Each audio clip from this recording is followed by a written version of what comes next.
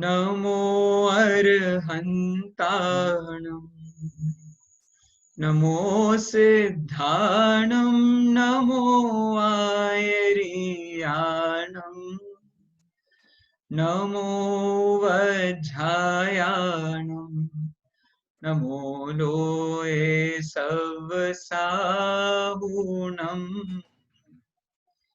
तीन भुवन में सार वीतराग विज्ञानता शिव स्वरूप शिव का नमो त्रियोग संहार के. Okay.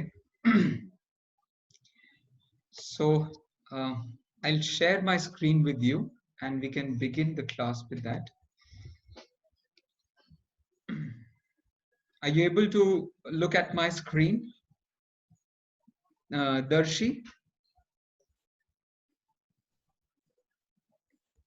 Darshi, Yes. oh great, thank you. Let's move on. Now,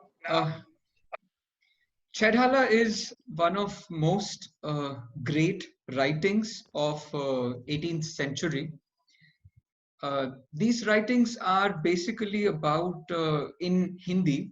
The language Hindi is bifurcated into several other languages. The basic part that we are talking about is Khadi Boli. This particular Hindi is called as Khadi Boli. Okay. Now this particular book, Chhahdhala, this word has this one single entity has two words. The first one is Chh and the second one is Dhala. Chh means six. Chh means six. And Dhala means a lot of meanings. Now, when I talk about Dhal, you might have heard about some wars or victories or fights where people have one sword and the other one is called as Dhal. I really don't know what is the English translation for that. Somebody can help me with Shield. it? Sorry? Yeah. Shield. Shield. Oh yeah, thank you. The Captain America shield. You might have seen that. So the shield, yes. Dhal means a shield. So what does a shield do? In case if you would have heard the terminologies and the importance of that particular shield, killing somebody is done with the help of a sword, but saving yourself is done with the help of a shield. So a shield basically helps you to shield yourself from others. In the same way, this particular book called Chhahdhala helps you to shield and guard yourself from all the evils of the world. So Dhal means Dhal means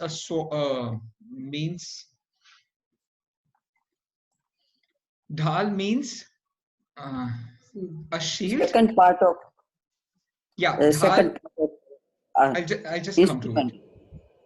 Dhal means a thing which helps you to save yourself from the world.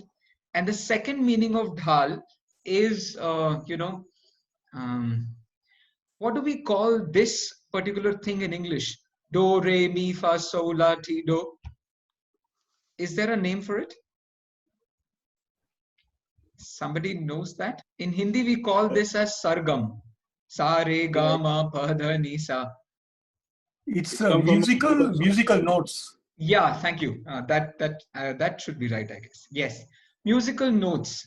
So, Dhal also means a combination of musical notes by which every particular dhal tells you what the feeling with which it is written. Like the first dhal is written in which rag? Chopai? Rola? Jogirasa? Sortha. The first dhal is written in Sortha. The second dhal is written in Rola. The third dhal is written in Hari Gitika. I'll tell you about that a little later. Do not worry, no need to write it. I'm just giving you a very small example. Like the third dhal is written in Hari Gitika. Hari means a lion. So that particular dhal talks about, the lion feeling. Like with music, you know that there are different ways to express music. If I want to express rage in music, I'll use very fast words, a rhythm which is too fast, and I'll speak very fast so that the person gets to know that I'm very anxious about it. But when I'm talking about some melody, some romance, the words change. The formation of that particular thing changes. So in the same way, this dhal tells us that there are 6 different type of collection of notes with which this Chhahdhala is written. So I'll just summarize what I said. Chhahdhal means Chhe means 6. Chhahdhala 6. And dhal means Che shield. means 6 and dhal means two things. First of all, it means a shield to save yourself from the world. And the second meaning of dhal is different ragas, different musical collection of musical notes. Is it clear by far? Yes. Great. Anybody else would like to comment? No. Okay. Sachi? Sachi, is it fine, my dear? Yeah. Okay, great. Now we'll move a little forward. So my screen, you can see my screen, right? Yes. There are 6 items in my screen. There are 6 rows in it. The first one is the name of the scripture. So what we are studying is Chhahdhala. Please note the dialectical marks. Like you can see a D and there is a dot behind below it. So that dot and H is called as dha. In the same way, things are going to go for other words as well. Like you can see A and there is a single cross above it, which means a. It's not a, it's a. Chhahdhala, that way. Okay. So the name of the scripture is Chhahdhala. The writer of this particular scripture is Pandit Daulat Ram Ji. I'd like somebody to repeat it after me. Meena Shah, are you listening? Oh, I'm sorry. Yes. Oh, I'm sorry. Yes. I thought that you are a kid. Darshi, would you repeat this? Repeat the name of the writer? Yeah. Pandita Yes. Pandita Dolatara Rama Ji. Daulat Ram Ji. Okay. Say it. Dolat Ram Ji. Wonderful. So the name of the writer is Pandit Daulat Ramji. And the next is the length of the scripture.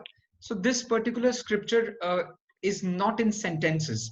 It is in verse form. Do you know what is a verse form? Yeah. There is a kid I can see with Jignesh Ji. Jai Janendra. Rajinendra. How are you? Good. Good. Now, can you tell me what is a verse? The verses or Chhahdhalas. So what do you mean by verse? Like a paragraph? A musical paragraph, maybe. How do I explain it to him? Do you have poems? Yes. There are stanzas in a poem, right? Yeah. And that is what it means by verse. Verse is a small paragraph, a lyrical paragraph, which is musically connotated. That means what it is, a paragraph in a poem, right? Now, this is basically written for whom? This Chhahdhala is written for whom? So maybe all of you have an answer to it. Sachi, can you give me an answer to it? For whom is this Chhahdhala written?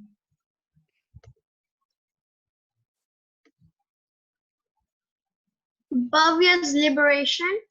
That is what is written there. What does your, evaluation say?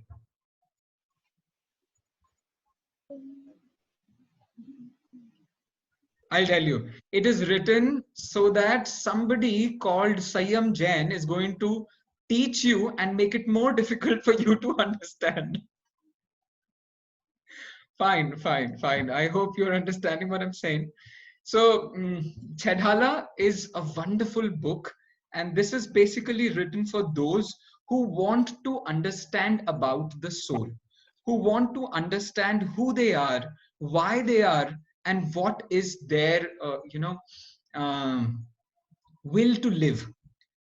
So, in short, somebody who wants to liberate himself, somebody who wants to understand the soul, somebody who wants to spiritually enlighten themselves, for them this book is written. Is it clear? I'm able to see only a very few videos. Can I see some more videos of students so that I can also talk to them if you want? Fine, they'll come as they can. We'll go forward. So this is basically written for those who want to understand who is soul and what is its bit in the span of his life. What is he supposed to do? Okay. Now we are going to talk about the benefits. What are the benefits of Chhahdhala?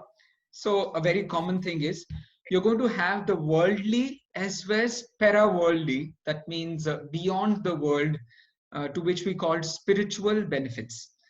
Now, I cannot clearly make you understand that, but then slowly and gradually you can do that. Like you go to school and recite a poem. Why do you do so? You do so because you think that the teachers will like it. Maybe if you do well, you will perform well, you'll get good marks. So this is called worldly benefit. But when I talk about going to puja or willingly having this class, there are no worldly benefits. You might not even get a chocolate after this, but you're doing it just so that you want to understand the soul. So there's no other benefit, no other worldly benefit lying behind it. And so you are doing so. This is called as para-worldly. Am I clear with worldly and para-worldly, my dear? Does she know? Yeah. Oh, am I clear with that? Yes. Oh, great.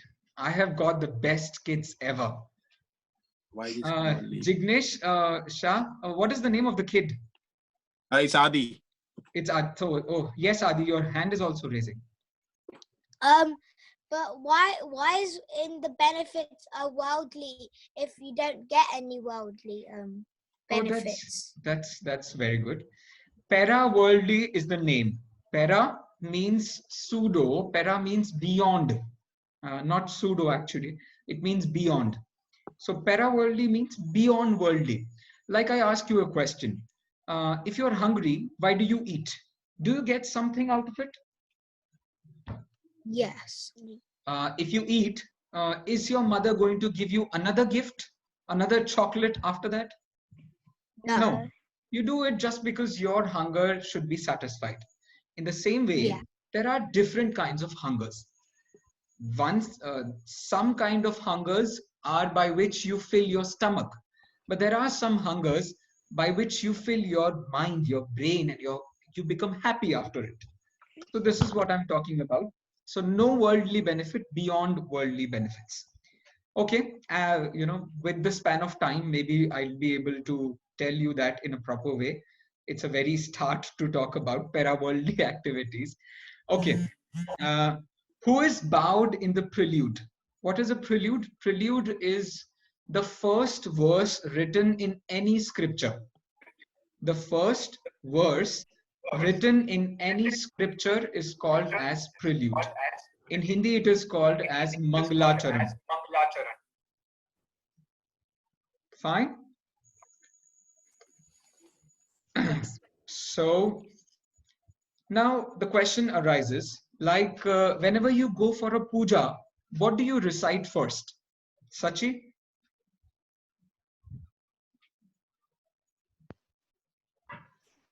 Is your name Sachi or Sachi? Sachi.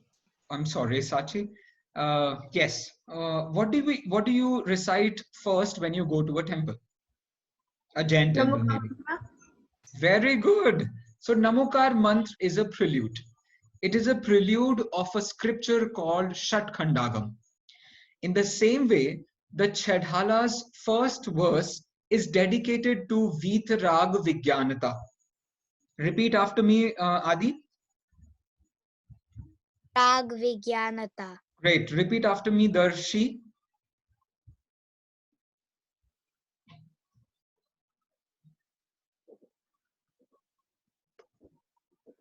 Your lips are moving, but your audio is not. He's on mute. Yeah. No, Say it again. Vitaragata. Vigyanata. Vigyanata. Vidyanaka. Vitarag vigyanata. Vitarag vigyanata. Great, great. That's it. That's it.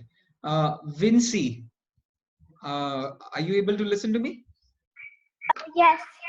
And would you, Jai Janendra, would you repeat this word for me? Vitrag Vigyanata. Great, great. Thank you, thank you. You came and you blew a sixer. I don't know whether cricket is so famous there or not. Fine, I'll move ahead. So these are 6 basic things that you need to understand before starting Chhahdhala. So the 6 things are name of the scripture, Chhahdhala, name of the writer, Pandit Daulat Ramji, length of the scripture, 96 verses. It is written for Bhavya's liberation. I'm not going to use that. I'm going to use for knowing self, for knowing the soul or knowing the self. 5th is the benefits. So there are worldly as well as para-worldly benefits. And the 6th one is who is bowed in the prelude. So it is Vitrag Vigyanata. Do not worry, you need not to write. You can write only that what you think is extra. You need not to write this because the PDF has already been shared in the group. Fine. So let's move on to the second slide. And the second slide gives you an overview of the 6 dhalas. Okay. So the first dhala talks about the journey of the soul. Where has this, soul has traveled? We are talking about it. It's like, a daily routine. You wake up in the morning, you go to the kitchen or you go to the sink, brush your teeth. So sink is one place, bathroom is one place. Then you go back and take your breakfast maybe in the kitchen. So that's the second place. Then you go back to maybe bathing or, some other activity maybe. Again, you go to the bathroom. Where then you come outside, you go to a temple maybe. So that's another place. Then you might go to your school, another place. So different places. So this is your journey of the day. In the same way, we are going to understand in this first dhal the journey of the soul. Are we all on the same page? Yes. Okay, Yes. great. Understand. Okay, great. The second dhala is going to talk about the reasons of the misery. So after the first dhal, you will get to know what are we doing wrong. So once you get to know that, you will be, you'll have a curiosity to understand maybe what are the reasons of the misery. And in the third, fourth, fifth, and sixth, the ways of removal would be, taught to you. So it's a common thing to understand. Let's go to the first dhal. It talks about the journey of the soul. Okay, great. Can somebody give me a small snapshot of of the places that you visit in the school?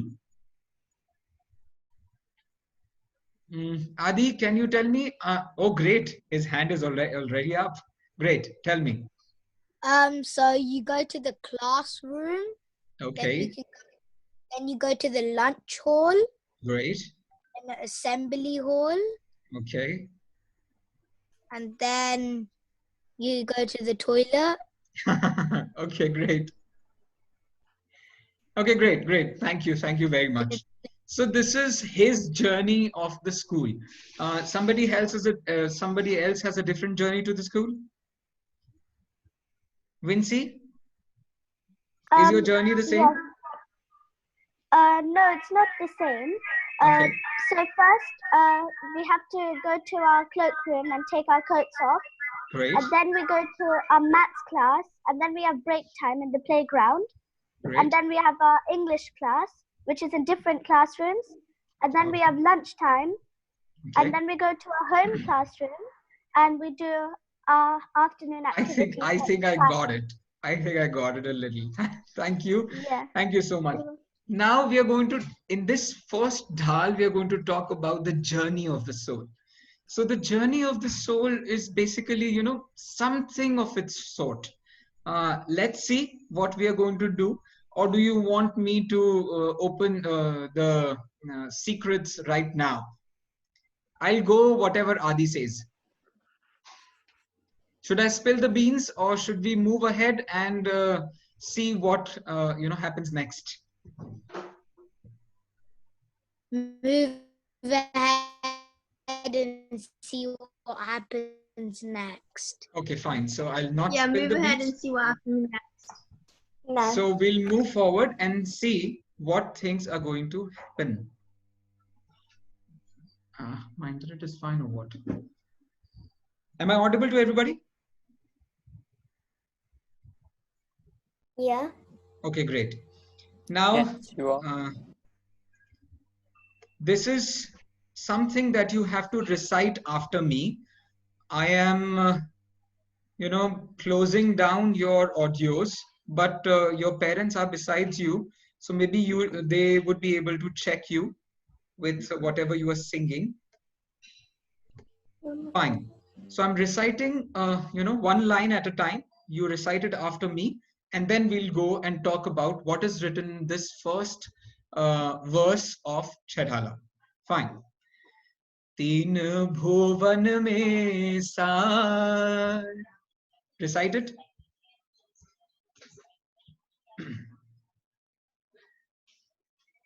Veetarag vigyanata.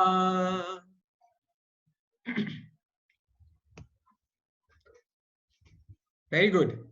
Shiv Swarup Shivkar.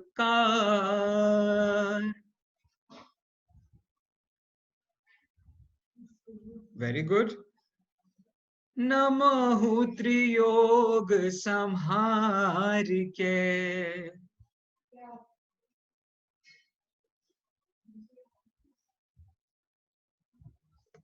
Great. You people did a wonderful job.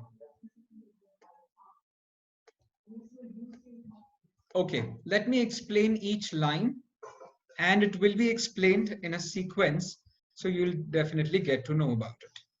Okay, so the first word we have here is Teen Bhuvana. The first word is Teen Bhuvana. Now let's see.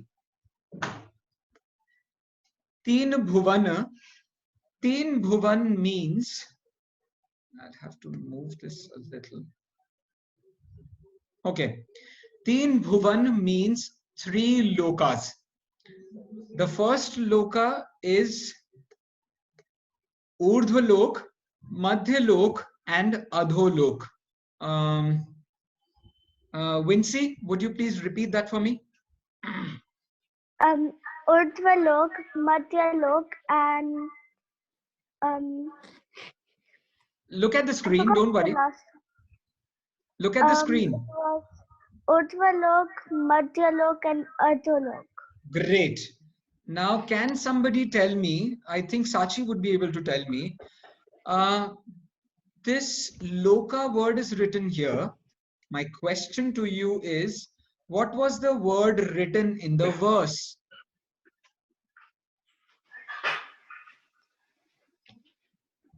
Okay, fine. No, do not ask your mother. That's not her mistake. It's my mistake. Don't worry. I'll tell you.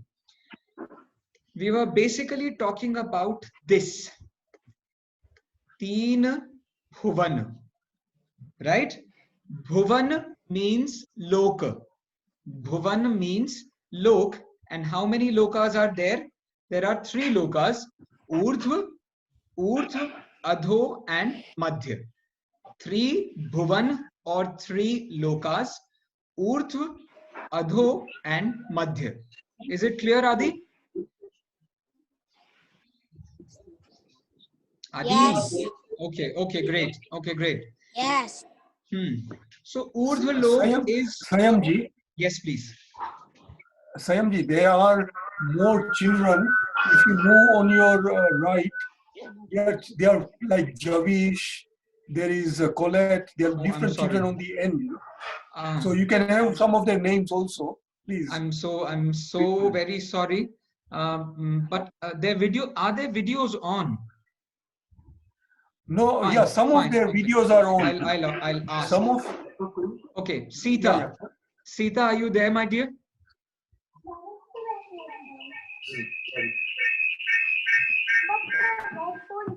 Sita, are you there?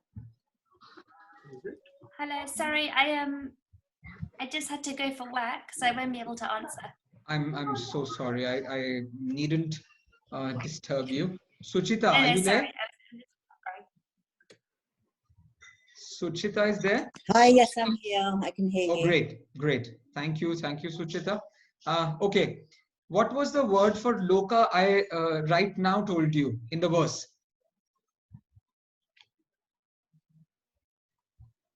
Are you speaking to me? Yes, I am. Urdhyalok. Yes.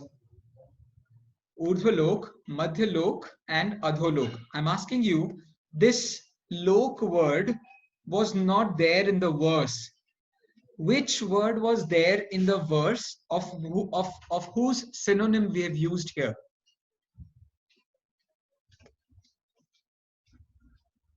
I'll show it to you, I guess. This was the word. Bhuvan. Bhuvan, yes. Bhuvan is the word of whose synonym is lok. Is it clear, everybody? Okay, I think it's clear. Yes. Yes, that's clear. Okay. So, Urdhva, Madhya and Adho. We all live in the Madhya Lok. We all live in the Madhya Lok. The celestial bodies live in the Urdhva Lok. And the hellish bodies, they live in the Adholok. Quite clear to it? Yes, Adi? What does celestial mean? Celestial means, how do I make to Heavenly, explain heavenly. that? Heavenly, yeah. Do you know heavenly? Yeah. Oh, great. My mistake, my bad. Okay, so Urdhvalok consists of the heavenly beings. Madhyalok consists of us, maybe, animals, flora, fauna, and all of us. And Adholok considers, has hellish beings. So it is a general saying that if you do good deeds, you're going to go to Urdhvalok. If you do bad deeds, you're going to go to Adholok. It's a very common saying. Fine. So we'll keep it that way and we'll move forward. Ashi, are you clear, my dear? Your yes is not audible to me. I mean, it's muted. Yes. Oh, Asha, just answer me this small thing. Who lives in Adholok? He Who lives in Heavenly. Adholok? Adholok. Down. I don't know what to say, but I don't know the answer. Acha, fine. Okay, I'll tell you. Urdhvalok is above us and Adholok is below us. Urdhvalok comprises of heavenly bodies and Adholok comprises of hellish body. Is it clear? Okay, okay, she got it. Veer, Jai Janendra. Jai Janendra. Yes. So can you tell me who lives in Urdhvalok? The celestial beings. Great. And who lives in Adholok? Sorry? In Adholok, the last one. Oh, the hellish beings. The hellish beings. Great. Darshi, who lives in Madhyalok? Human beings and like And- us and animals. Great. Humans, animals, all flora, fauna, everything. Great. That's wonderful. So we have gone so far. Oh, we've gone so far with only this particular word. Fine. Okay. So, teen bhuvan mein sar. Sar means something that you get out of it. So, in all these three, bhuvanas or three lokas, there is only one particular thing which is useful, which is of some sense, which is somewhere down the line is helpful to us, and we are going to bow to it. What it is, I'll just show it to you, and that is Vitarag Vigyanata. What is it? Repeat it. Vitaraga Vidyanata. Great. Veetarag Vigyanta is something that is the most beneficial aspect from all the whole world. Now we are going to talk about what is Veetarag Vigyanata. We have a very short span of time. Can I take 5 more minutes? Yes. Okay, thank you. Fine. So Vitarag Vigyanta, we are only going to talk about this in very short, and then we will conclude the class and we will start the next class with Vitarag Vigyanta. Fine. So what is Vitaragata? Your screen tells you there are two words in it. The first one is Vita and the second one is Rag. You need not to write. Just listen to me carefully. You will get the PDF with you, so you can copy it down. Just listen to me very carefully. Veet and Rag. Vitaragata has two words, Veet and Rag. Veet means the thing which has been removed, and Raga is the thing which is called as attachment. Do you know what is attachment? Can somebody tell me what is attachment? I think D can tell me. D, can you tell me?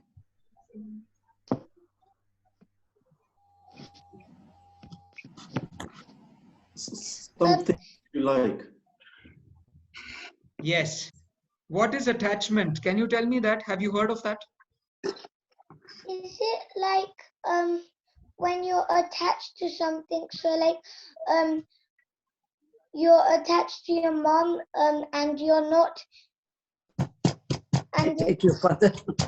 Good, very good, Ashi, very good. Acha, D, what do you? Can you tell me something about it? Yes. Easy one. Value.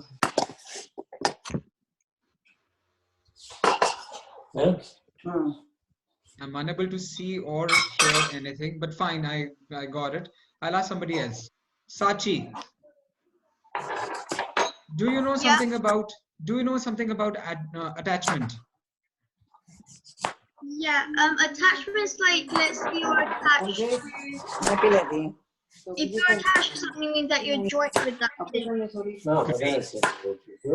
I think you all know what attachment is. So the person who has removed all the attachments,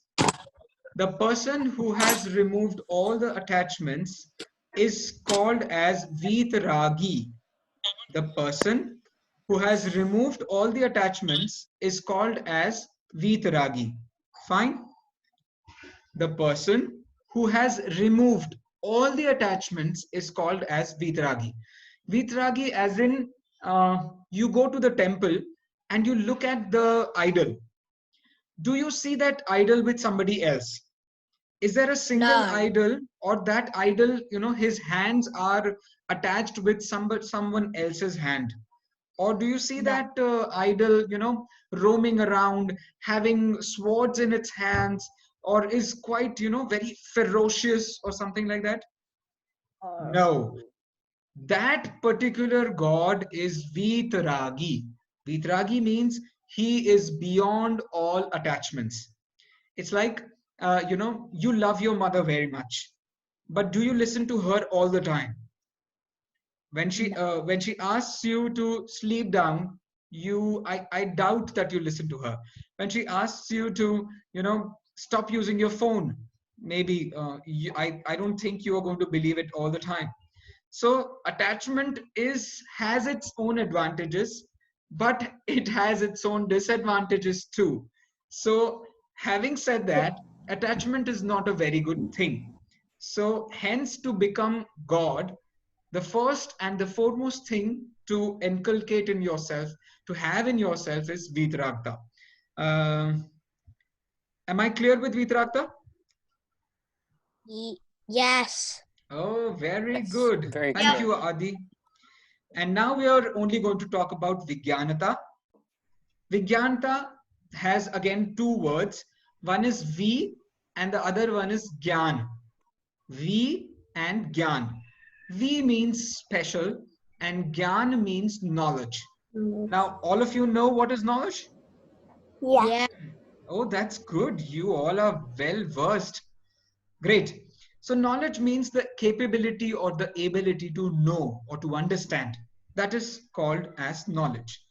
So the person whom we bow to, should that person know everything, or he should, be a little stupid or ignorant?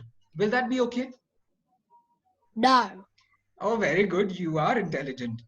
So vigyanata means having special abilities of knowledge. Special abilities means he knows each and every activity from the past to the present and to the future. He knows every person, who's there in the world, and hence this is called as vigyanata. Are you clear with vigyanata? Yes. So the Yes. the person who has vitaragata. Oh yeah, thank you.